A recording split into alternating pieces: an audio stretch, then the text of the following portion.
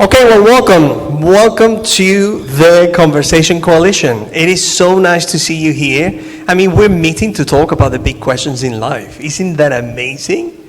I'm so excited. I don't see you as excited as I am, but I'm okay. I'm very excited about this.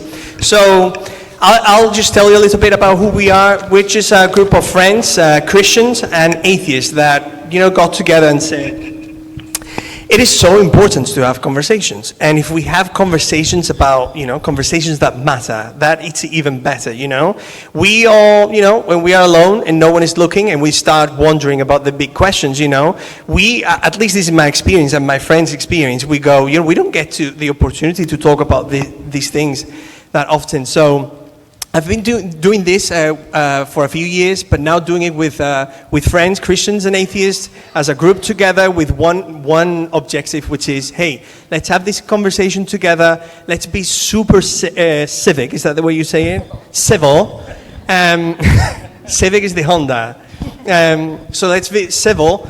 But at the same time, let's challenge each other. We're not here just to have a nice conversation, just to not step on anyone's toes. We really want to challenge each other. That's why we're here.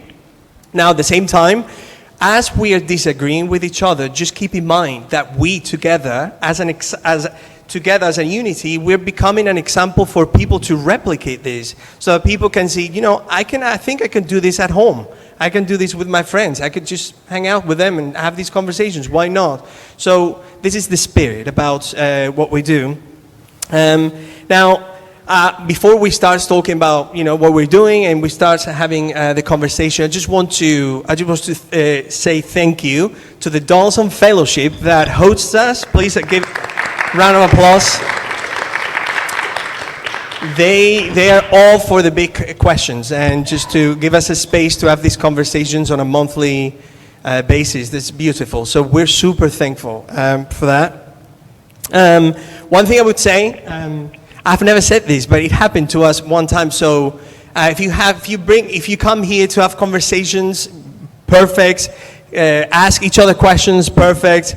But you cannot promote, give flyers about, promote any church or any, let's say, secular movement. We're here to have conversations. If you guys want to do that, it has to be outside. But here, please, ask each other questions. That's what we want, to start conversations. So what we're going to do today is the following. I'm going to ask both speakers to introduce themselves, then they'll have 5 minutes to answer the question, does God exist? That's the question that we're tackling today. And then we'll start a conversation. It will take us, it's going to be all around 1 hour. And then after this hour, we're going to Q&A session. And that's where you come in to the play. And then please think about what Tim is going to say, what Sydney is going to say. Think about questions. And I always say the same thing. If you think about one question, you go, I don't know I should ask that question. That is the question that you should ask. Okay, so that is the one. That's why we're here. So super excited about this. And before we get into the conversation, just know we have sign-up sheets over there if you want to receive the newsletter. You can find us also on Facebook and soon on Twitter, now X. And also our email is conversationcoalitionnashville@gmail.com. If you guys have any questions about this, please ask us. Any of the members that are volunteering for this event to be possible, just ask any questions. Thank you so very much for being here. Let's get into it. So, Sydney, let's give her a round of applause, please. Thank you. Sydney is our atheist speaker today, but Sydney, before we go to the question, what does God exist? Why don't you tell us a little bit about you? Yeah, absolutely. My name is Sydney Davis. I am the host of a podcast called Growing Up Fundy, where I interview people who grew up in religious households, whether they're still religious, atheists, changed religions, any story from anyone who grew up within faith. I interview them, and it's available on Spotify, YouTube, Amazon. I've also been doing stand-up for 16 years. I was raised in non-denominational church in Arkansas, but I think we can all agree that just means Baptist. I think that just being Southern Baptist. So, and so I've always been very, very interested in hearing people's stories about their faith and what they believe, and I'm really excited to have this conversation with my friends here. Thank you for allowing us to make this possible. Thank you, Sydney, so much. Yeah. Tim, let's welcome him with another round of applause, please. Thank you, Pedro. Thank you, Sydney. Hey, my name's Tim. I'm local here. I'm just down the road in Hermitage, and I am a member of a Baptist church, and there is a running joke that some non-denominational churches are just Baptist church without Baptist on the sign. But I'm an evangelist. I go out and do evangelism. I host a worship service at a local retirement home. So I'm an all-around Bible enthusiast. So I'm excited to talk with, and I will just affirm her podcast is grade A. She's got some awesome guests, and we may even do a follow-up episode. We've talked about it. Yeah, absolutely. After this, talking about this. Yeah, So yeah. be looking for that. Check out her podcast for sure. Okay, well, thank you, Tim, so much. Okay, well, then let's get into it, okay? So 5 minutes, and the question for you is, it's going to be the same question for you, is, does God exist, Sydney? So my answer is no. I do not believe that God exists. And I also believe, as an atheist, one of the first things people want to ask you is, what would you do if you woke up tomorrow and science proved that God existed? I would believe in God if science proved it, but I also think that if science proved that God was real, it would not be the Christian God. Based on history, statistics, lots of the things that I believe about the way that the world came about, I just don't believe that the Christian God would be the God should there be one. But at the moment, I have not seen enough evidence to believe that God exists. So they'll ask you things like, but what about beauty? What about morality? What about nature? And I am a human who thinks that human beings can be moral without religion. Many religions do spell out what they believe morals to be, and a lot of those morals are morals that I also believe in. You know, I'm not going to be a murderer or anything like that. You know, I still believe in morality, and I still believe in things like be kind to your neighbor, honor thy father and thy mother, but I don't think that religion is necessary in order to have morals. And I don't think that there is enough evidence on earth to support the existence of a God. When we look at history, when we look at science, and I'll definitely get into this more, hopefully, in some of my responses. I don't want to be one of those people who just say history, science, and then don't follow up. I just don't want to spend my whole 5 minutes doing that. But I am quite solid in my beliefs based on what I've been shown, what I've read, what I've been told, what I've researched, personal experiences. Many of the same things that cause people to believe in God are the exact same experiences that I've had that have shown me that I don't. But I'm also always open to that conversation, and I'm always open to talking more about it and explaining myself and going into deeper reasons why that is. So what am I at? You still have 3 minutes. I still have 3 minutes. All right. You can yield if you want to, whatever you want. Well, also, something that's really important that I think is also important for the audience to know, for Tim to know, is that when people tell me they have experienced God, when people tell me they've felt or seen God, I always believe them. But I use the analogy oftentimes where they tell you sometimes when you eat cilantro, some part of the population tastes cilantro, other parts of the population taste soap, right? And when somebody says they taste soap while they're eating cilantro, I 100% believe that's their experience, but in my experience, I have always tasted cilantro. And so I feel the same way about religion. For various reasons and things that I've read and research that I've done, I simply cannot say that I believe in a God and be honest with whoever it is I'm speaking to. But that doesn't mean that people who say they've experienced God or who pursue God are lying or wrong in any way about how they feel or what they've seen. So I did want to make sure that people understand, if you have had an experience and you tell me I felt God or I saw God or this was the moment that I needed in order to believe in God, I 100% believe you. I personally have just never experienced God. Okay, well, thank you. Thank you for that. It's nice. Thank you. Okay, well, Tim, here's the question for you. Does God exist? Yes. I would affirm that, yes, God does exist, as you might have guessed. Thanks so much, Sydney, for that. I'm excited to get into some of the details a little bit. So over the past couple of weeks, or the past month, since I knew that we'd be speaking together, and Sydney and I, we're in a unique situation now because we really don't know each other yet. Yeah. We just met like 4 or 5 weeks ago, and so we're getting to know each other through this, which I think is just a great model that you're talking about, thing for us to model. But as I was thinking about, what are my reasons that God exists, I was trying to separate what are my reasons, aside from what might be like a textbook answer or some historical argument that maybe a Christian history or Christian philosopher might make, but what are the most meaningful reasons for me? And so that's what I kind of want to lead with tonight. And I think I can illustrate it this way. So this is a true story. I was in the park with my family, with my wife and kids down in Franklin, and I happened to hear, as I was chasing the kids around, I happened to overhear 2 men talking. And these men were talking about an interesting philosophy that I had never heard of before. And he was saying that individuals don't really exist. Instead, what exists, and I'm doing my best to represent them, and I hope I can do it faithfully. But individuals don't exist, but instead what exists are events and occurrences that make up an individual.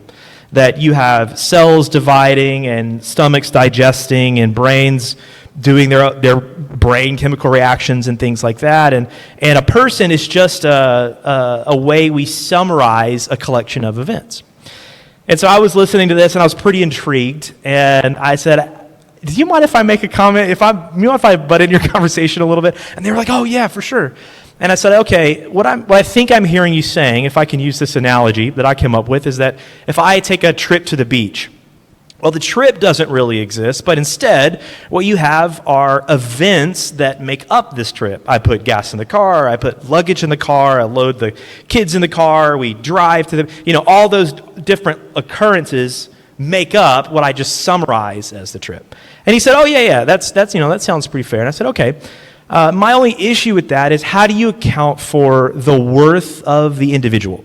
The worth of a human being, what I believe human beings to have an inherent dignity and value. And in his system, not that this is yours, but this is just a way to illustrate what I believe, his system was lacking that. And one of the biggest reasons that I do believe that a God exists, kind of breaking that out from who that God might be, the Christian God, is the best way to account for that is a creator who has created and instills value outside of the human being or outside of a scientific process or any other process you could come up with to create that within our world would be that if that dignity and value is inherent outside of that system. And so, number one, that's one of the reasons I believe that God exists. Also within my life experience, intelligence, order, and design, purposeful design, in my experience so far that I've observed, always comes from a purposeful and intentional creator or mind. And I believe that's kind of the shared experience, and we can get into that a little bit. And then the last half of that is, I'm a Christian, not just a deist, because I believe in the event of the resurrection, the historical reliability of the Gospels, and the person of Jesus. So, number one, there are reasons why I believe in God, and then more specifically, then that begs the question, who has that God revealed himself to be? And I believe that he has revealed himself through Scripture, through Jesus Christ, the God-man, and that ultimately is why I'm a Christian. Thank you so much. Okay, thank you so much. Okay, Sydney, Tim, you guys want to ask each other questions? I have a list here, but I want to invite you, according to what you guys said, you guys want to follow up? Can I comment on something that you said about experiences? I actually agree with you 1,000% about experience, and it's a very incredibly respectful thing that you've shared about people's experiences. It's you can't negate somebody's experience. You can talk about it and you can listen to it. Right. But I couldn't negate somebody's experience, and right. Like someone that says, I believe that the Bible is true and I have that conviction. Mm-hmm. Or I believe the Bible because it's proven its principles to be true in my life. that there's that. And there are other religions out there that use experiences in different ways, and it's wonderful to hear about somebody's experience. But I couldn't possibly argue, Right. that you didn't have that experience. Right? Exactly. Yeah. So that was a great point, and I totally agree with you on that one. Thank you. And do you mind if I make a comment towards?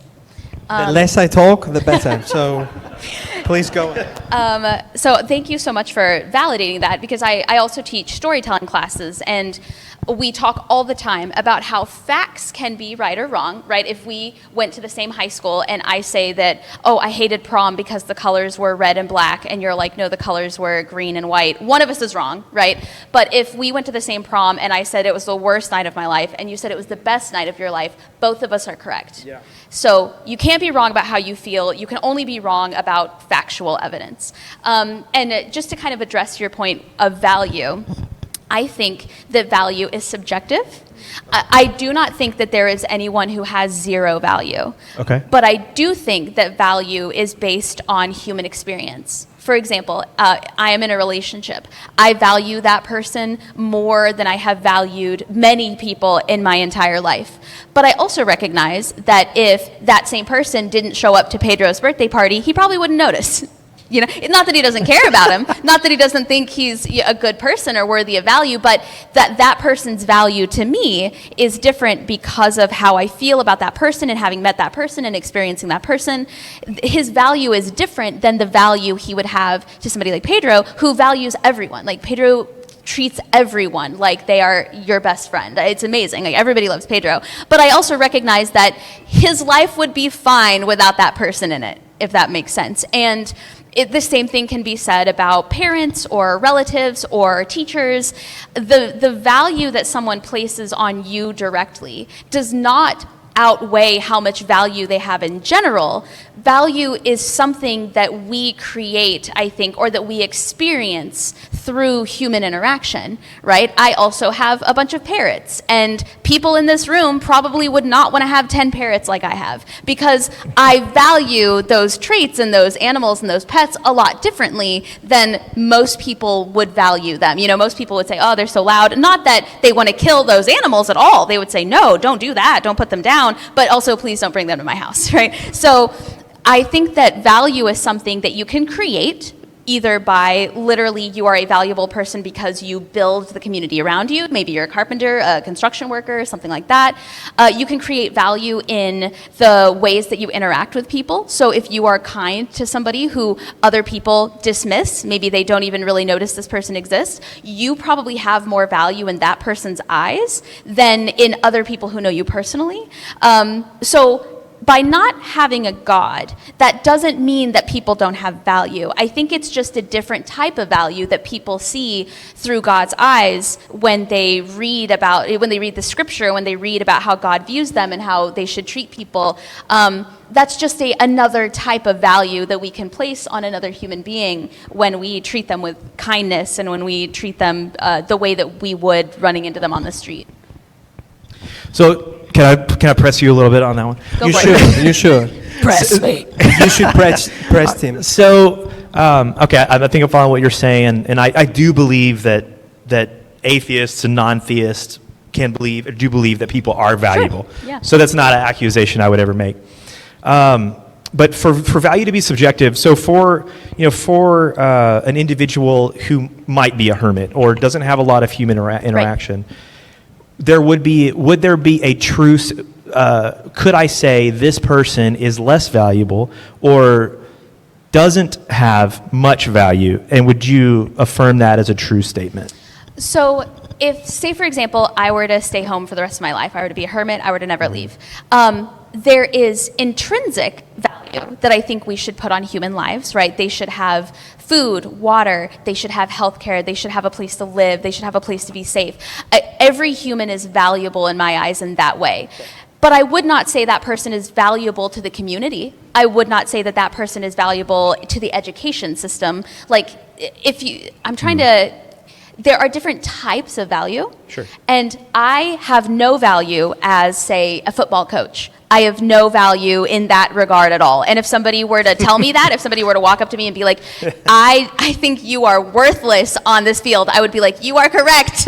You are absolutely correct. Yeah, but if that me person both. were to say, because you're not good at this, you also don't deserve basic human decency, that's totally different. And so I think that the value that God and the belief in God gives people is valid, and they feel that, and I'm glad that it perpetuates that value. But I think that you can still feel like a valuable human being even if you're not a follower of Christ. Okay. Does that answer? Yeah, Okay, yeah. I was going to say, if you got more, hit me with it. Absolutely. Can I ask you a question? Please. Is there anything that you really enjoy that, say, maybe your wife and kids or people close to you don't enjoy as much, and when they listen to you talk about it, they're being respectful, and you can kind of see them like zone out a little bit? Oh, 100%. But that still has value to you, right? Yeah. That thing still matters a lot. Yeah, it's still, yeah, I would say. Exactly. That's exactly the kind of feeling I'm talking about. Is that doesn't mean it doesn't matter. That doesn't mean that you don't matter. That doesn't mean that the amount of joy that you get from that thing doesn't matter. But if you ask me to participate in it, I'm gonna hard no, hard no, thank you. But that doesn't mean that it's less valuable or it makes you less valuable because you enjoy something that fewer people do. Yeah. So what I think I'm hearing you say is that value always has a perspective in mind. So Yes. I like talking about worldviews more than my wife does. Yes. And so I might value that discussion. Yes. Or that discussion might have more value to me Yes. from my lens than it would for her. Right. And so in your worldview, value always has a context Yes. attached to it. And that context Yes. is always the lens by which we talk about value. Exactly. Have you guys ever seen on Facebook those memes that'll say like one has to go, and it has like 3 restaurants or like 6 different dishes? I don't know. You know what I'm talking about? Different people hold different value to each Yeah. one of those things. And you know, when somebody says, "Oh, the KFC must go," it always starts a fight in the comments, right? I feel like value always has a scope, if that makes sense. Yeah. Is it okay if I ask a question? Please. I have questions for Yeah, you yeah, as yeah, well. yeah. Sydney, I just want to understand this. So, because I've never heard this, and this is very interesting. Let me see if I am understanding well. Is it your position that value is directly proportional to the way you know people and what they do? Is that It kind of? can be. Oh, okay. So, for example, Queen of England, never met her, but she seemed like a very valuable person, right? The whole world would say that she held a lot of value. I never met her. I don't know what she's like. Tabloids talk a lot of smack. Don't know how much of that we can believe. But in terms of her impact on generations of people, I don't have to meet her to know that she is a very valuable individual. Now, saying somebody is valuable is not saying that they're kind or not saying that they're necessarily a good person. And that's something I think you discern by meeting people and interacting with them. But I think value can be measured in your literal actions, what you do for yourself, for those around you, for your family, for your job. It can be measured in how much you mean to somebody. I would hope that if I became a quadriplegic and I could no longer physically add value, I could mentally, emotionally, spiritually add value, and people in my life would still feel that I held value. I would not be surprised in that instance if somebody didn't think I was valuable in terms of building things or creating things with my hands, but that's a different type of value that doesn't necessarily impact my overall value as a human being, if that makes sense. So you're hearing all of this, Tim, very interesting. From your worldview, because you said in your presentation that the value and the dignity of humanity was kind of is a very important point for you to actually further the thought, hey, God exists and He wants to. So would you tell us a little bit more from your worldview, the meaning of value? Yeah. And, yeah. So what I mean by value, and I think we're close on that in a lot of ways, is that an individual always has a level of an inherent dignity and respect of worth. The worthless person ultimately doesn't exist, and this could be somebody, a hermit who never leaves their house, that is known to no one. They live on a mountain in Alaska. I'm sure that person exists. Not a far-fetched example, I think, but or a baby abandoned in the street, or any of these situations that you could come up with, regardless of what they can contribute to society or who might value them, that they have an inherent worth and dignity that is always there and never zero. And to me, and that is because the perspective is always from, or what I'm trying to always look in the world is from a creator being, so from a God. I'm trying to understand his creation. If it is his creation, what is his purpose with this creation, and the value that comes from that is without regard to a value that I might establish to it. And I think that's reflected in Christianity in being made in the image, what we would say being made in the image of God. And there's that idea of what it means to be the image of God is explored in different ways. And one more thing I'll comment on that is we see that in Scripture in an interesting way when after the flood and Noah and God's establishing what's called the Noahic covenant in the Bible, he prescribes the death penalty for somebody that murders a person. And he says it's because human beings are made in the image of God, somebody who kills a person must be put to death because they violated this.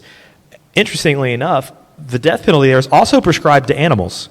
An animal must be put to death under the Noahic covenant because they've killed something that is this representation of God's image. And so I think there's a value. I'm kind of getting into a different topic with animal life and things like that, but no, that is good. So I think we have covered this topic well and very well and enough. So let's move on. I have a question for you. Okay. When it comes to, of course, it branches out from the main question: does God exist? So my question, Tim, assumes something, but still, I think it's a fair, good question. So, isn't it strange that when we ask the question, does God exist, since we think some people believe that God created the universe, this incredible entity with all these incredible attributes, is it possible that the fact that some people keep asking this question, does God exist, undermines his existence, because it should be more like visible or tangible? What do you think about that? What a good question, Pedro. So why do we even have to ask the question, right? Why do we even have to ask the question of why God exists? And so as I think about that, what I don't want to do is presume anyone else's reasons. And so, I'm thinking, do I answer that from a theological standpoint on what are the biblical reasons? Tim's answer. Yeah, Tim's answer. I think that we have a desire, and I promise I'm not trying to project this onto you, Sydney, to be our own gods, to be our own arbiters of right and wrong. And I think that all of humanity shares this. And I'm not saying, I'm not saying that everybody would profess that is. Almost nobody would say that that's the reason that they don't believe in God. But in my worldview, humanity has this problem where I want to be the most powerful. I want to determine these things. I'm okay with rules as long as I am the source of those rules. And so I see that as a theological problem of the world. So that's one of the reasons that I would say that people reject the existence of God. Interesting. Sydney, kind of in the same area type of question. There seems to be, I don't have data right now, but we kind of know there are many people in the world. The percentage is pretty high. We can call it whatever we want, like a tendency, an idea, something that is kind of pushing people to actually believe that there's something beyond the material world. So I'm not talking only about Christianity. I'm talking about beginning of civilization, people just wondering, what is this? There must be something, which doesn't entail that it's there. But now, my question is for you, as an atheist, when you think about this tendency that human beings seem to have, what do you think about that? What does it come from? What things do you think about that? You could not have asked me a better question.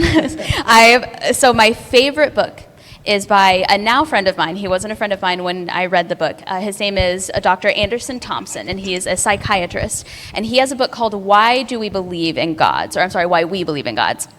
And it's actually historically beneficial for human beings to believe in gods. And the entire book is about why it has aided human beings all throughout history in believing in God. For example, studies have shown that human beings are more likely to behave themselves, do things like remain nonviolent, not steal, remain productive, if they feel like they're being observed.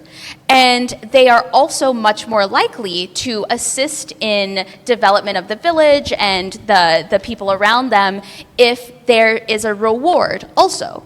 So human beings figured out millions of years ago, even like the pre-human creatures believed in many ways in deities and deists. Because we can see based on the art that they've drawn on walls and things like that, there has always been this drive to believe in a God because our brains tell us there has to be a reason all of these things are happening. There has to be a reason the sun continues to come out and the rain continues to come down and the crops continue to grow. And there also has to be a reason why they don't. What can we do to make sure that the sun keeps coming out and the grass keeps growing and the crops keep growing and we keep experiencing bountiful harvests, right? And so what they decided, or what they thought they had figured out was, okay, every time that I make a sacrifice or do this prayer or do this dance or whatever their culture tells them, the sun continues to come out and it continues to allow our crops to grow. So I'm going to keep doing it because I don't have enough evidence to prove that's not what's going on right now.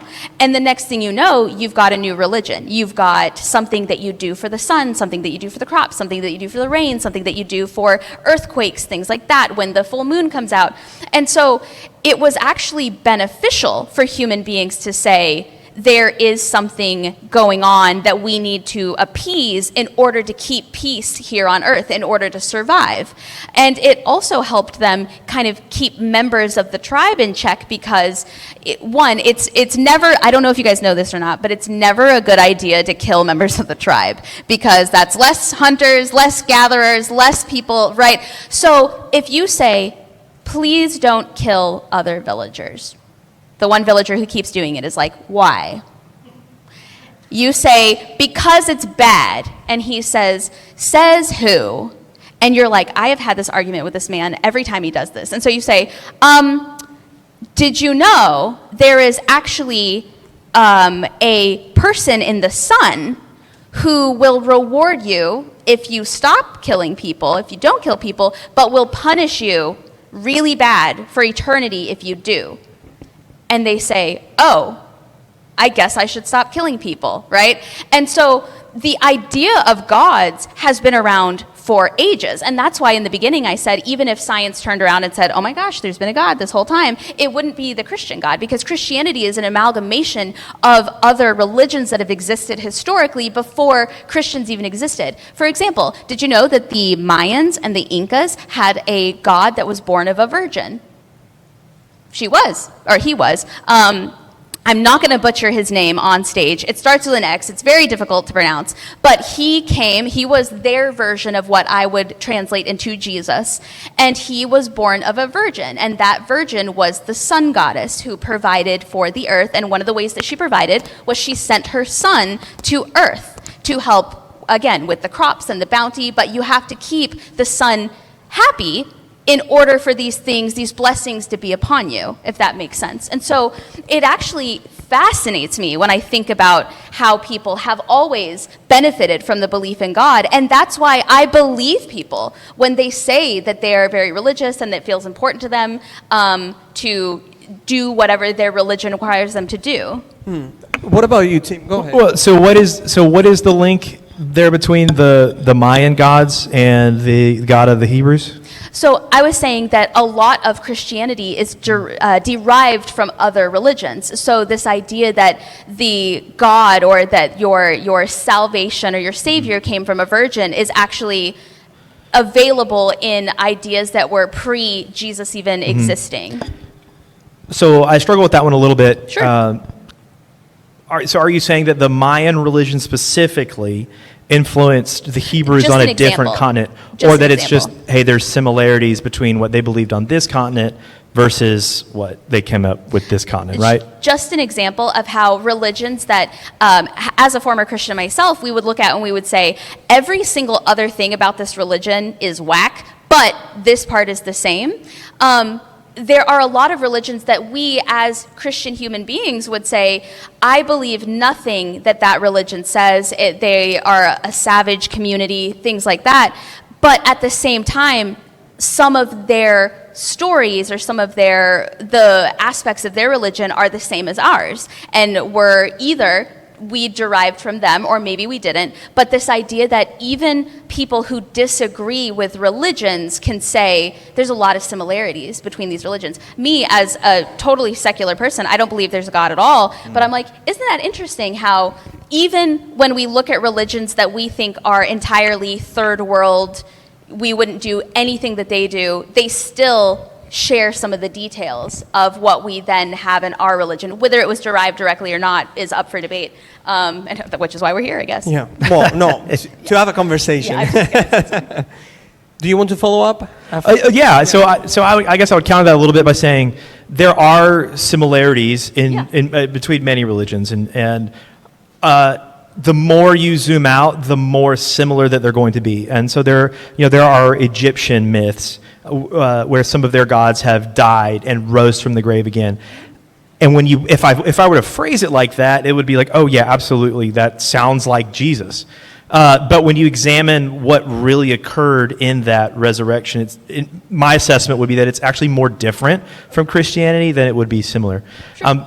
Furthermore, I would say that when we look at all of history past, and I think we could agree that most civilizations believed in God or some kind of a God.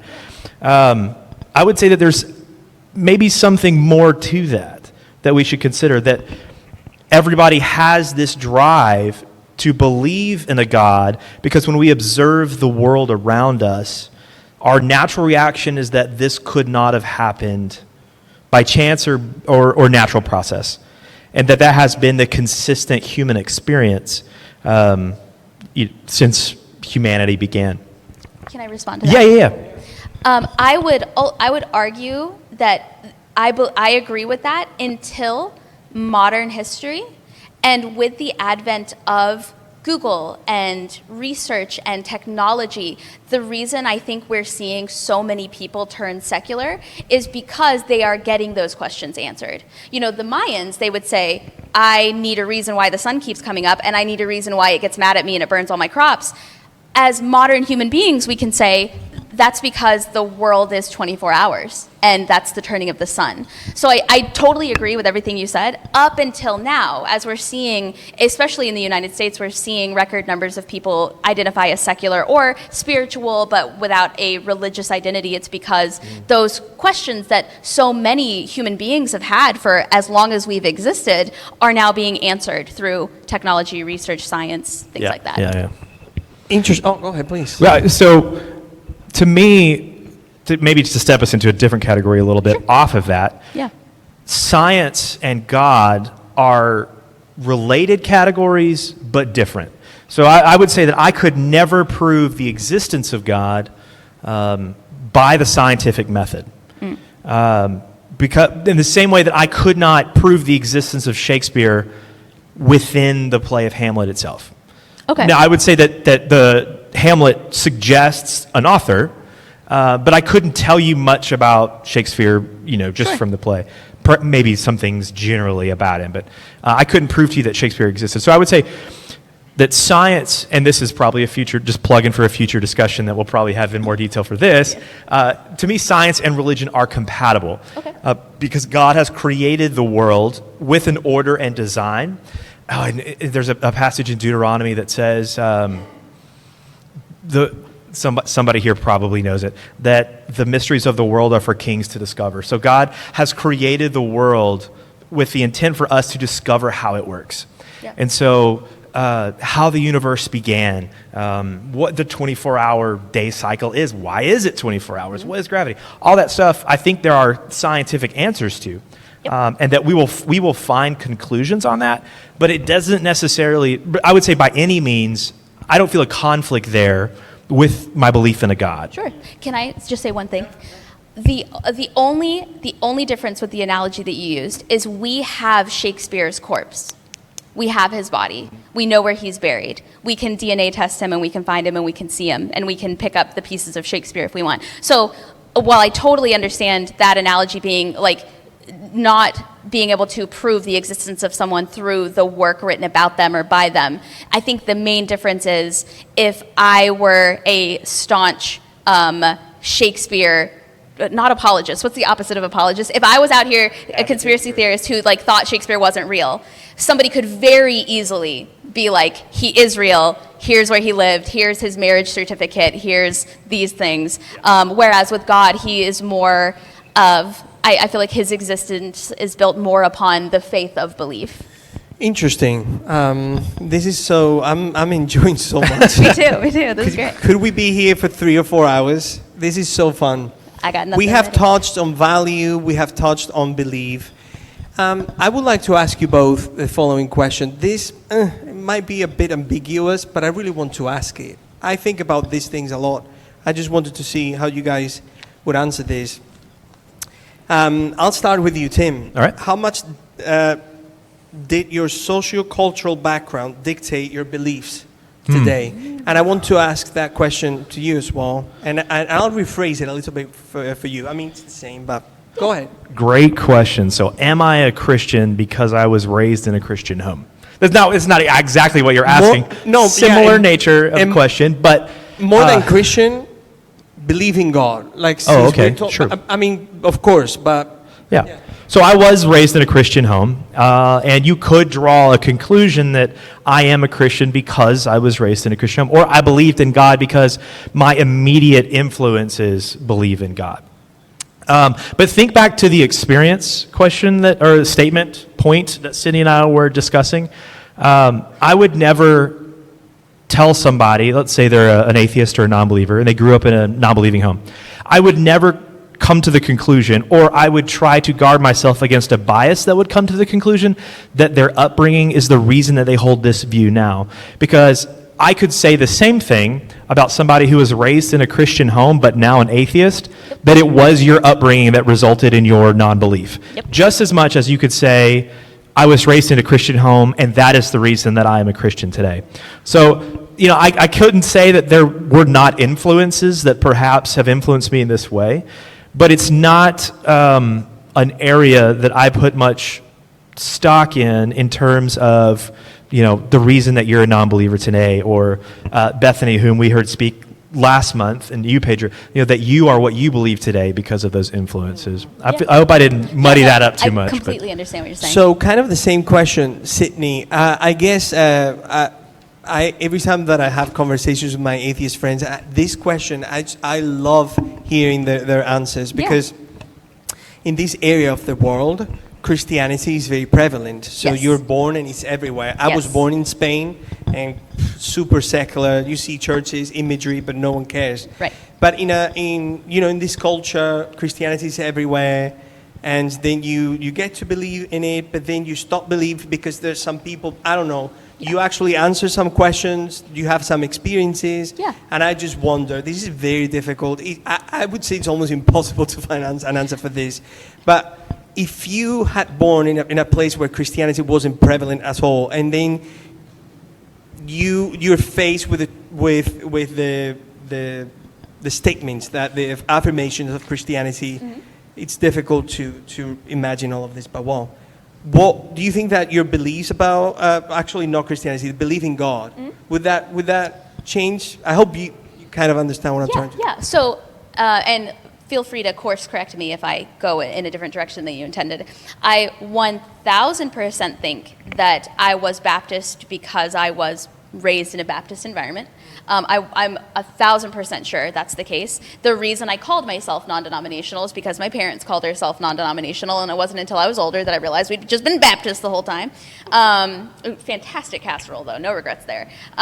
So I also believe that if I had been raised Anywhere else where that religion is prevalent, I would have believed that religion. For example, I probably would not be an atheist right now if I were raised in Utah, because a lot of the beliefs of the Mormon religion involve rejecting people who no longer follow the rules. They cut you off from your family. And so that alone probably would have kept me practicing, because I would have wanted to stay friends with my friends. And I'm not at all implying that religions of all kinds do that. That's just an example. If I were born in the Middle East, where it is a crime in many places to not be religious, I'm sure I would still be religious, like no matter who knocked on my door. And so, was there a second part to that question? No, I think you, Okay. yeah, go ahead. like I 100% think that in my personal experience, I cannot speak for others, I would have literally been anything that my family told me that we were. And if I moved away at the exact same age I moved away, I would still have deconstructed and be an atheist now. Good. Anything there you want to ask? So are you an exception to that rule then? Is that how you would view yourself? I think that each person has an entirely different experience. Yeah. Yeah, so I think it's like a fingerprint. The way that you are what you are is so completely different than me. Even in the similarities, right? Like, American, Caucasian, Southern. Yeah.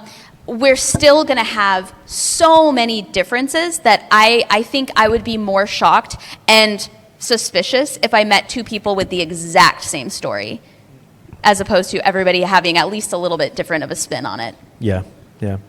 And then just for conversation's sake, since we're like we said, we're modeling this. Yeah.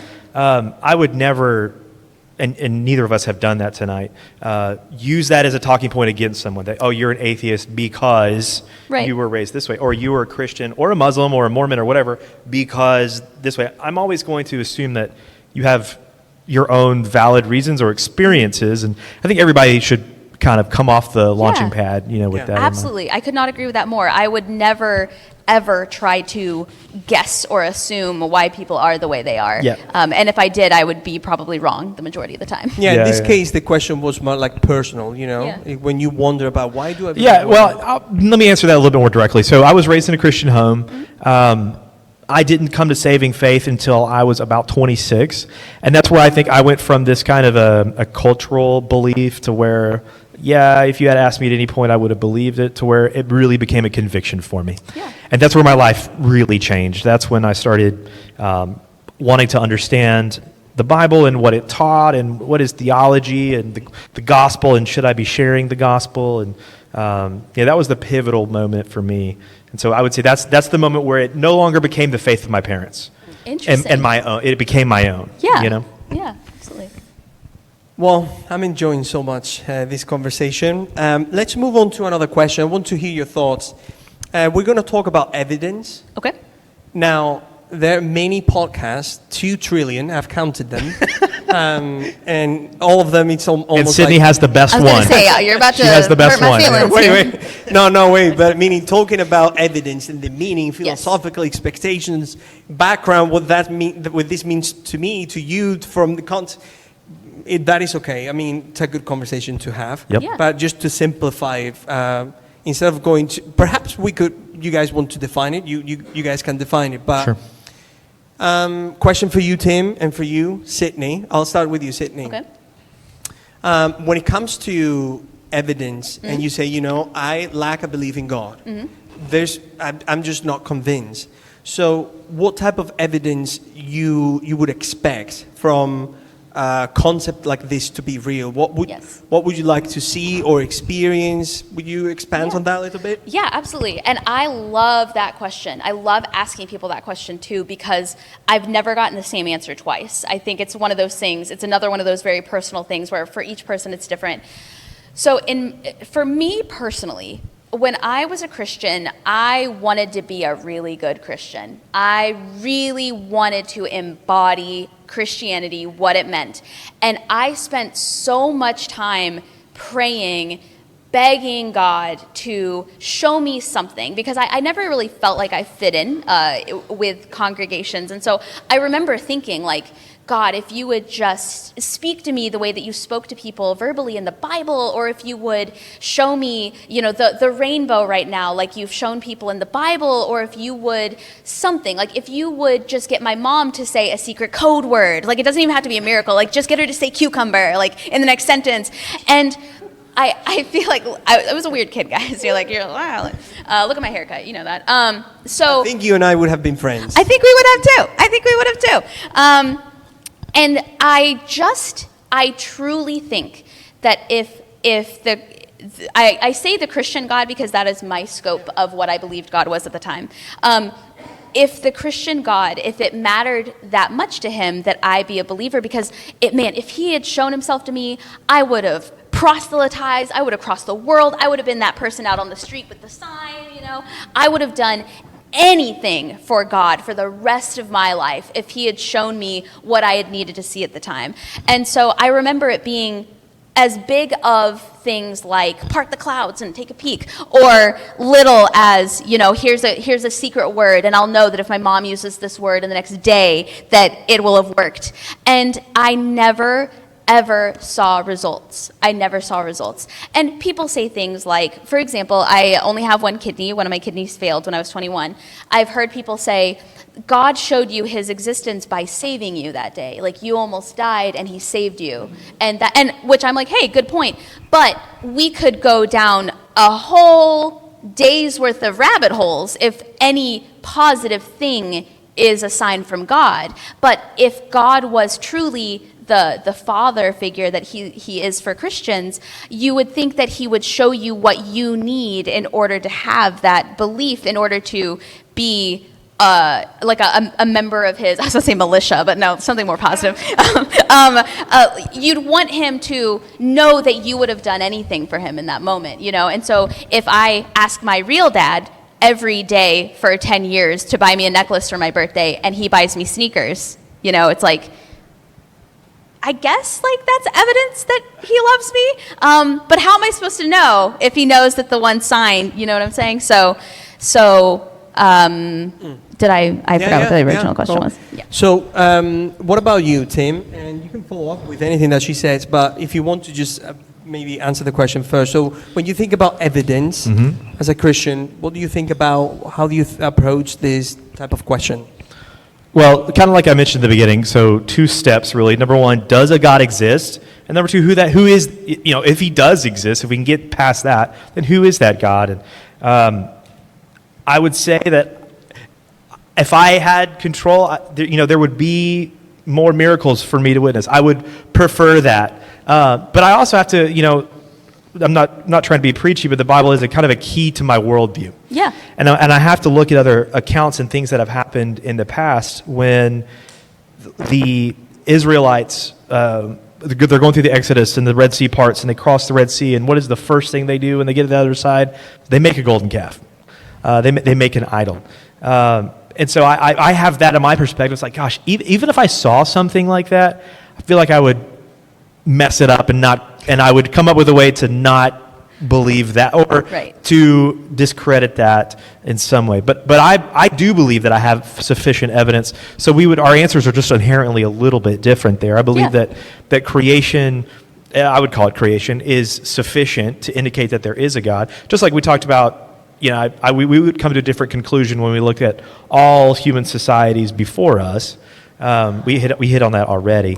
And then I think that there is sufficient evidence for Jesus and the resurrection in terms of his existence, what he did, and then whether or not did he actually rise from the grave. So I believe that the evidence for that is sufficient in terms of the eyewitnesses accounts, extra biblical sources, and things of that nature. Yeah. May I respond? Yeah, well, you can add something. Yeah, we have please. a short answer, and then we will go to another question. Actually, the last one before we go to the Q&A. You can go on the last question, actually. No. So I just want to address the eyewitness accounts and things like that. Sure. Okay. Maybe in a short. Short. Very short. Okay. I mean, no disrespect. I'm just trying to speed through this. Yeah, please, So please. when I lost my kidney, nobody knew what happened. I went to the hospital. Boom, overnight, I was hospitalized. Nobody saw me for like 3 days. By the time I got to campus, word had gotten around. Somebody told somebody that I had mono. Somebody told somebody that they saw me at a party and that I drank a Red Bull and my heart exploded and I died because the last status I'd ever written was, if I ever drink a 20-ounce Red Bull, remind me not to. And that was in 3 days. People saw me. They literally saw me. They saw what happened. I texted people what happened. They knew the truth. And still, by the time I got back to campus, I had died. I had got mono, like all these other things. So my only question, or not even question, my only statement to make there is, even with eyewitness accounts, even with like letters and things like that, we can always end up victim to the game of telephone. And so that doesn't necessarily mean, I do believe Jesus was a real man, but I question the eyewitness accounts of the miracles that he performed simply because the human brain is infallible, or not infallible, is very fallible when it comes to eyewitness. And that's why in the court of law in the United States, hearsay is no longer accepted as evidence because nobody can really prove that humans remember everything perfectly.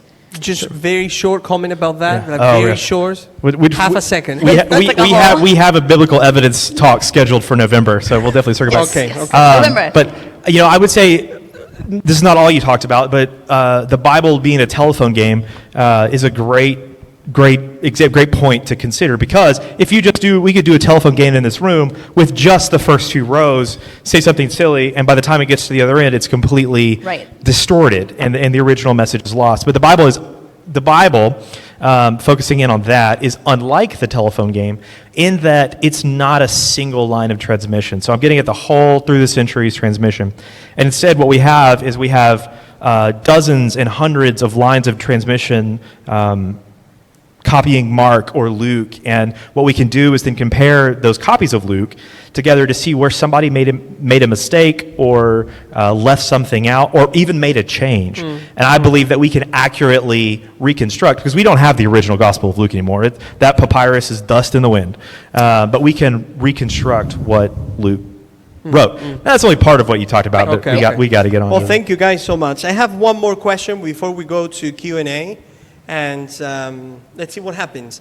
I always hear this question is very typical when it comes to this conversation. What would make you change your beliefs? But instead of that, I'm going to accommodate that question to each worldview.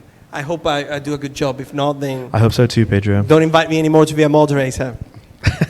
Tim, I'll start with you. All right. Actually, for you, I want to ask you that question.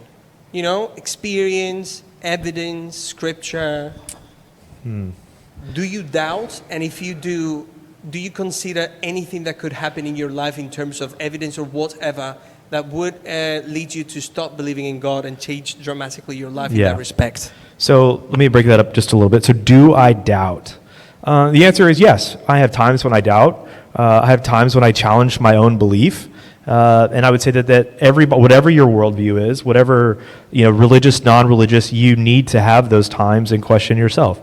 So I do have times where I sit there and just go, gosh, am I just getting it all wrong? Am I just wrong on my belief? And I go back and I check those again and again and again, and I'll probably do that to varying degrees for the rest of my life. Yeah. And I think that's healthy. So that's part one. Part two, what kind of evidence would change my mind? And it's hard for me, I will say, would I be willing to change my mind? I'll say yes. What kind of evidence would need to be presented in order to, for that to occur? And I believe that the case for Christianity is so strong that it would require something pretty dramatic. Some kind of miraculous, undeniable revelation. What I think is be interesting, because you would say that this would be the case for you in the other direction. There would need to be some kind of miraculous revelation that has, negated not only my life experience, but the revelations of the apostles that I believe to be are true, inerrant, infallible, and reliable. The same with Paul and things like that. So I'm not sure what that would be, But I'm definitely open to entertaining the idea of, if somebody had something specific, if this was presented, yeah, I will reevaluate. Thank you, Tim. Okay, well, Sydney, here's my question for you. Yes. Of all contingent things that exist, when you actually, even if we get to understand everything, the way it works and it functions through the scientific method, let's imagine that we get to the point that we understand everything. You have the whole compendium of existence, which still, whether we like it or not, it's still unexplained, like the whole unity of the contingency of existence. So when you think about that as an atheist, where does your mind go when it comes to, I don't want to bring expectations to the questions because you might say, we don't need an answer for that. Yeah. But when you think about existence itself, like the famous question from Leibniz, why is there something rather than nothing? And those type of questions, with your worldview right now, how do you entertain those thoughts? Where do those thoughts take you? Yeah, absolutely. I will say, I still pray when there's turbulence on a plane, just in case. I'm not like this is never ever a thing. I just, anyway. So one of the things that I really enjoy about not being religious, and I am not saying that religious people don't do this. I'm just saying one of the benefits I personally have found from not being religious is that I never have the answer to everything. I'm always searching. I'm always searching. I'm always searching. And I hope that we never get to a point where I know everything, because I know I'll be disappointed in the answer. I know that what my mind wants it to be is probably way more interesting than what it actually is. But I don't know where the first microbe came from that created the next, that created the next, that created the next. But I love that I don't know that, and I know that I'm going to spend the rest of my life researching that and looking that up and reading about that and wondering about that and talking to my partner about that and just having these conversations that I honestly think bring people together in a way that's just absolutely magnificent. But the few things that I do know, I'm pretty confident about, right? I'm not confident about a lot of things, but when I do a lot of research on something, or when I listen to, say, documentaries or things from scientists that are reputable, that we can trust, the more information they give me about where we come from, the more questions I have. I've never finished a book or a documentary and been like, well, that's the answer to that. That's good to know. I've been like, wait, that's the end? Like, that's it? Like, that's all that I get? So I don't know that I would ever truly feel like I had all the answers to everything, but I hope that never happens. So the answer would be, at this point, I don't know. I don't know. Perfect. Well, guys, everyone, let's give them a round of applause, please. Okay.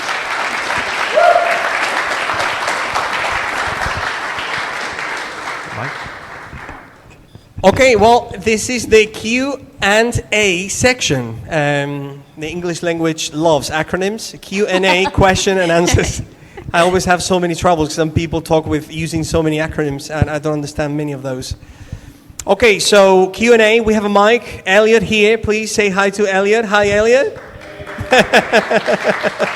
The Q&A section is pretty simple. I'm sure you're all very familiar with it. All you do is throw that hand up in the air, raise it high, and we will run around. Pedro's actually the one in charge, so he's going to call out who I am supposed to bring this microphone to. And then from there, do not monologue like I am. Do not end your sentence with a period or an exclamation point. Make it a question and challenge our speakers, please. So who has a question? We have one over there. There? Up there? No. Okay, we have one there. Yes, thank you. Tim, you mentioned intrinsic worth, and even going so far as saying that the laws of God say that taking a human life was forbidden. In light of that, how do you interpret the justification of the flood? Yeah, absolutely. So, totally valid question. And there are instances where God wipes out this people or effectively ends the world with things like the flood. When categories are important in this instance, because my relationship to you or to Sydney is a part of creation and is not the same as a creator-creation relationship. So God can do things that he wills with his creation in a different way than I can do with his creation. So there are oughts and shoulds that I have that God does not, because the earth is his to do with as he wills, if he's truly God, and and all that thing. So with the flood, I would just say, we can talk about whether he shouldn't have, why did he do that, and things like that. But essentially, what I'm trying to say, I'm not God, so I can't treat his creation any way that I want to. Thank you so much for the question. We have a question. I think I saw this friend over there next to, yes. Hi, Tim. You had mentioned that one of your reasons for believing in God was that all of this life couldn't have happened without him. Why couldn't it have had happened without him? Why couldn't it have? Well, so we could ask the question of abiogenesis, can life come from non-life? I think I'm looking at that in regards to what I talked about at the beginning, it's more of a probability. When I look at the design of the human mind, my experience is that intended design, I'm not just talking about the pattern of a snowflake, but the intended design of the human mind always comes as a result of another intelligent mind. And so I believe that is a consistent experience that we have. So I'm not saying that it could not have happened, but even Darwin didn't seek to answer the question of how life began. But I think it's more probabilistic to me that it did not happen just as the result of a chance process. Thank you. One question for Sydney. Anyone wants to ask a question to Sydney here in the front? Elliot? Thank you. Hi, Sydney. Hi. So at the very beginning of the conversation, we were talking about morals and where we get our morality. And I kind of have two questions that they go very much hand in hand. And I guess the first question would be, do you believe in anything metaphysical? No, I do not. Nothing metaphysical, Okay. no. He asked if I believe in anything metaphysical. Okay, then following up, where would you... So you believe that morality is subjective based on what you said earlier. How do you square that with some of the monsters of history, Stalin, things 100%. Like that? Who would say that, I think we can all agree they're bad people, right? They weren't doing the moral thing, but Absolutely. they would have said they were. Thank you for the question. That's a great question. So I think that morality comes from two places for everyone. There's inherent morality, and then there's learned morality. So for example, if I were born in the Middle East, I would feel a lot differently about certain morals that we have here in the United States. For example, I believe that in every country, it's very likely, with the exception of a few maybe related to religion, maybe not, reasons, you're not supposed to murder people, you're not supposed to steal, you're not supposed to lie. Like, those are pretty inherent. Now, when it comes to the actual minutia involved in how badly you get punished for certain things, or whether certain things are definitely illegal or not, that changes depending on where you are. So I think there are some things, for example, if my parents didn't value morals as much as somebody else's parents, I would probably have a lot different attitudes about certain things than other things. And then, there's laws that are forced, so we could argue that those are forced morals. Also, mental illness is a very real and important thing. And I think that mentally ill individuals, they do not process morals always the same way that we do. And there has been historians have researched some of these horrible people, and they found that certain medications they were on could alter their brain, certain things that they used to consume or drink could alter their behavior, things like lead in the paint in their home could alter their behavior. One of the reasons why we throw tomatoes at performers we don't like is because in Shakespeare's time they thought that tomatoes were poisonous, when really what was happening was tomato was eroding their lead plates, and they were eating off lead plates, and they were losing their mind, and we were like, oh no, stop eating tomatoes, right? Back then, I would have told people, stop eating tomatoes, right? Because I didn't know any different. So morality, I don't think, comes from one place. I think there is inherent morals, and then there are learned morals. And some of these horrible, awful, evil people that have lived in this world had different learned morals, or they just didn't care to learn those morals, or they were given too much power too young, or they had a mental illness or a traumatic brain injury, or they were eating things they were allergic to. There's a million ways that your brain can be impacted by your environment directly. And you feel like you are totally sane. You feel like every decision you're making makes perfect sense in your brain. And you don't understand why anybody would think that was a bad thing. Or when you catch on that they think it's a bad thing, you don't care, right? You just keep going. So that's what I would say is there are some morals that are inherent, like we discussed, certain things that we would do to the tribe we discovered were a bad idea, and we started spreading the word that nobody should do those things. And then there are things we learned from our parents, like stealing a snack out of the snack basket at my house may not be considered stealing, but at your house maybe it is. Those are learned morals. And then the entire third trajectory is the idea of mental illness or our environment impacting us in a negative way that forces the way that our brains digest information and behave. And some are curable and some are not.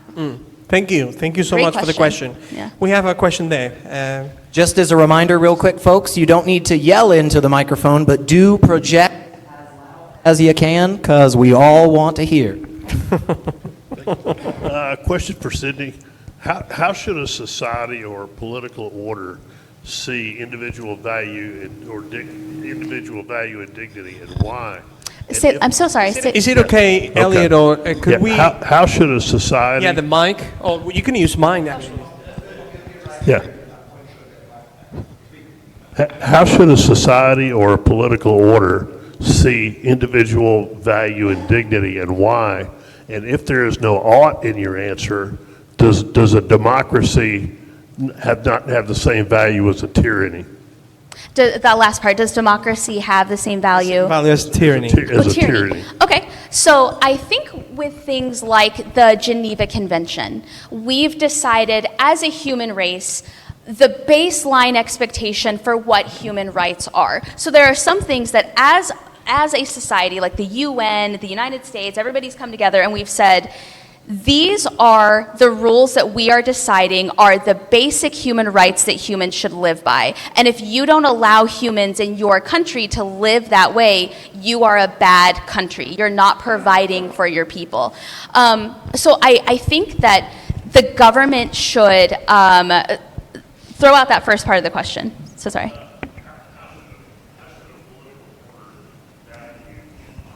Yes, so there are certain ways that they legally have to value because they'll get in trouble from the UN if they don't, right?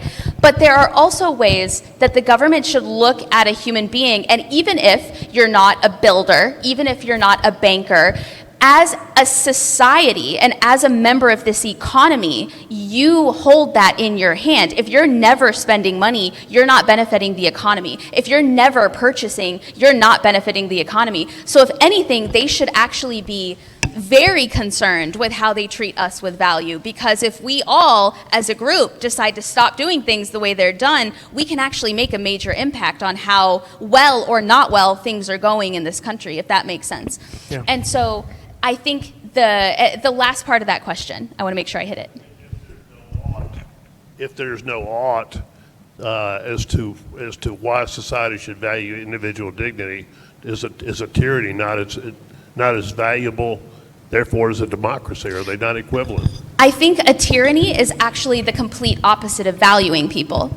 Because if a society values its people, the last thing it would want to do is take control and tell them every single solitary thing that they need to do by force. You will see a lot more people spend money and go shopping and make things and buy things in a country, in a society where they feel valued, where they feel like they're voice matters, their money matters, their opinion matters. And whether or not you agree with that, it still makes you feel like when you cast a vote, it makes you feel like you're making that change. And if you live in a tyranny, the likelihood that you are just going to sit and not participate at all because you don't want to participate in the tyrannical rules, but you also don't want to do the opposite because that's a crime, you end up literally doing nothing.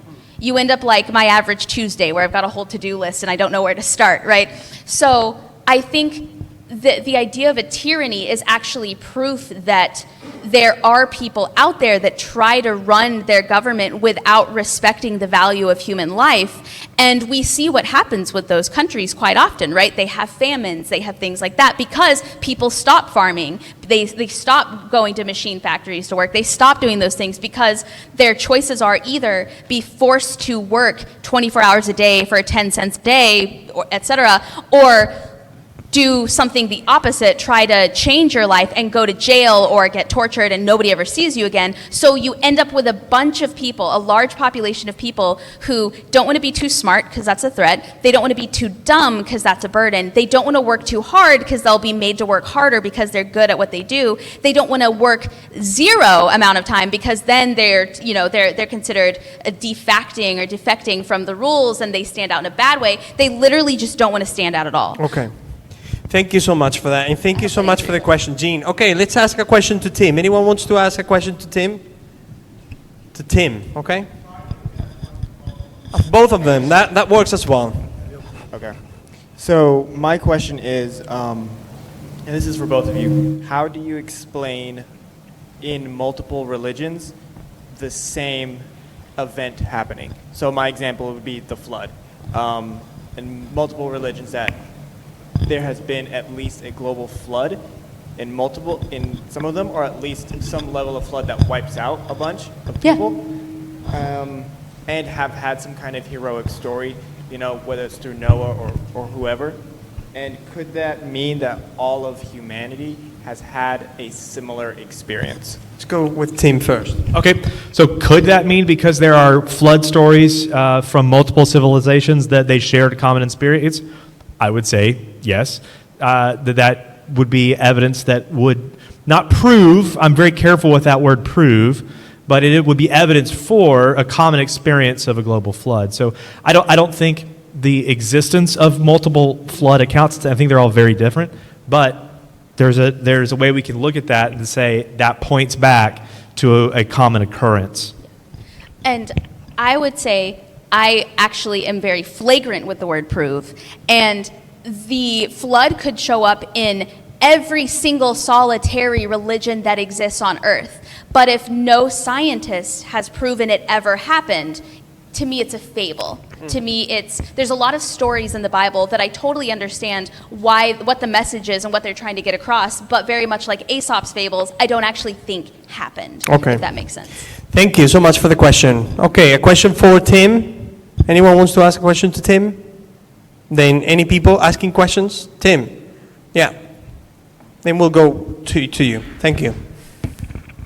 Excellent conversation, guys, and I really appreciate it. The question is this. You've had an hour.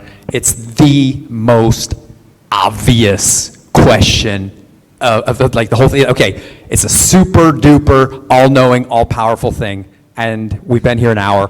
Where is it? I'm asking the hiddenness problem, right? All right, you've had an hour. Like, where's the answer already? Where's the answer of does God exist? Yeah. I mean, I would say, I want to make sure I'm understanding you correctly. I would say the answer is yes, that God does exist, because number one, it is apparent from an observable, a designed, fine-tuned creation. It is observable in our experience of morality and the existence of absolute morality, and God has revealed himself in the person of Jesus Christ, that we can look back reliably upon historical accounts and know who that Jesus is. Is that what you're looking for? Kind of, yeah. Clearly, he doesn't like the answer, but I think that you answer the question. I mean, if you want to challenge any particular aspect of that, that is okay. Where is it? I mean, for reasons, where is he or she? Where is he? What? I would say God is spaceless, timeless, and immaterial. So God is outside of this world. You know, I could talk about how the Holy Spirit, and the Holy Spirit being the third person of the Trinity, indwells every Christian, and God is there. But God, I would say that God is everywhere. And we couldn't necessarily put him under a microscope for those reasons, because in the same way that Shakespeare is outside of Hamlet, God is outside of this universe. Okay, well, thank you so much for the question. I think we have Elliot, a question over there. We have 9 minutes. I'm loving this. Thank you. So I have a question for Sydney. So how would you explain basically miracles? So how would you explain that? So like people that have terminal illnesses like cancer or tumors, and they go to bed with like a week to live, and then they wake up the next day and it's just gone. There's no record of it at all. It's just disappeared. So I will say, I have never heard of that happening. I've never heard of somebody having cancer and then like never having cancer again. But let's just say that happens. I think that the wonderful thing about science is that it's always changing. We're always learning more. We're actually negating things we used to say, right? Like, oh, cigarettes are good for you. Stop smoking them. They're not good for you. I'm so sorry that I said that. You know, like dentists back in the day, they used to recommend things that now we know rot your teeth. So the wonderful thing about science is we're always learning more, and we're never done figuring stuff out. So when something happens that's miraculous, I say, I can't wait until we figure out why that happened. I can't wait until we figure out why the light looked like that, why their body responded that way, why the earth did that thing. I've seen miracles happen, but I don't think that they're miracles in the biblical sense. I think it's, wow, one more thing, we need to figure out why that happened and whether or not we want to make it happen a lot more times, or we want to stop it from ever happening again. I feel the same way about miracles that I do about natural disasters, if that makes sense. Thank you so much. Okay, any questions? Now, we have there one, and we'll go to you after, okay? Thank you. How do you process death? And I'm not asking what happens after death. Yeah. I'm asking, how do you personally move through death? And that's for both of you. Yeah. So I used to not have an answer for that question. And then one day I was put under anesthesia, and I truly understood what it meant to be out. Because a lot of times when you tell people, you know, I don't believe in heaven, they say, well, doesn't that make you sad that it's this eternity of darkness and blackness and nowhere? And I say, no, literally, lights out, we are done. So death itself is literally just your body factory resetting, you know, like undoing everything, lights out. I have never experienced such a quick and total stop as I did that day. I literally was counting down and then woke up 5 hours later. No memory, no black behind my eyelids, no fear, no loneliness. So as much as it might scare people, this idea that you literally just shut off, I actually find a lot of comfort in that. I find a lot of comfort and a lot of peace in that. It was the best sleep I'd ever gotten in my life. And I find peace in that the ones that I love and that I care about who have passed on experience that nothing. They're not burning, they're not dancing, they are literally just, they cease to be, they lived their time, and I am very glad that that's how it ended for them. You asked the question for him as well. Yeah. I would say death for me, in my worldview, in the biblical worldview, is an enemy. It's the last enemy. It's a bad thing. It's a negative thing. It's something we mourn, regardless of what I might believe about the spiritual state of anybody.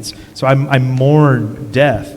But at the same time, I believe that to be absent from the body is to be present with the Lord. So I have a reason to rejoice in death as well. So I'll just kind of leave it at that. Thank you.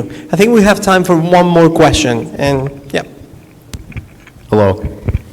This is it's primarily for Sydney, but Tim can answer as well. I'm curious to know what you think about the Shroud of Turin, because the Shroud of Turin, what do you think of it? Because atheists often dismiss it as a medieval forgery, but there are so many details about the actual relic itself that, you know, give a differing perspective. And what I mean by this is that there are pieces of pollen on it that date back to Palestine, the 1st century. There are the actual the man that is depicted on the shroud is, it's been studied over and over again by scientists, morticians, and they clearly indicate that it was somebody that had suffered trauma from crucifixion. If it was a medieval forgery, then whoever created it must have had a very knowledgeable, he must have been very knowledgeable about ancient Roman, particularly their weapons and how they punished people and how they crucified them. And So, that is, what's your question? Let's, again. I guess you say that if God, what? Yeah, just what do you think about it?